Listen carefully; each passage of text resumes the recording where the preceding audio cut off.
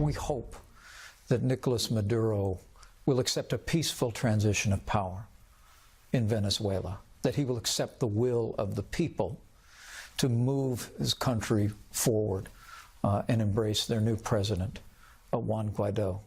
Well, the Trump administration taking sides in Venezuela's crisis, backing the country's opposition leader, refusing to pull U.S. diplomats out of that country.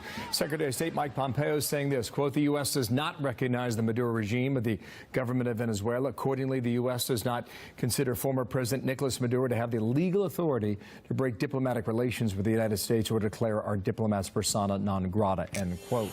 Maduro said get out within 3 days. Apparently that's not going to happen. Steve Harrigan watching the latest on this volatile situation that might shape up like a revolution. Steve. It certainly could happen. That's what people are worried about on the ground in Venezuela and really across the world. It's not just the U.S. that is lining up to back one of these two men who is calling himself the president of Venezuela. It's really the whole world picking sides. On the one hand, you have Nicolas Maduro, a one-time bus driver and Hugo Chavez acolyte. He was reelected last year in an election widely seen as fraudulent by the U.S. and by dozens of other countries. He still has the backing of the military and the security forces. He says he's not going anywhere. He is inside the presidential palace in Venezuela. He's also backed by Russia and China.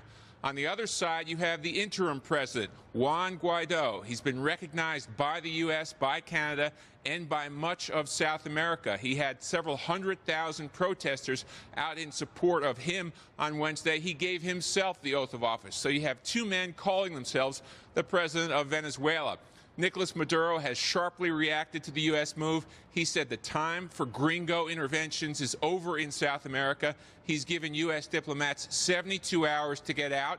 Right after he issued that order, the second man calling himself president said no, the U.S. diplomats don't have to leave. What really is interesting now is to watch what happens next. Will the protesters come back out on the streets? And what will Maduro do with the man calling himself president, now backed by the U.S.? Those protests were violent yesterday. There were water cannons and rocks, but they weren't crushed by security forces.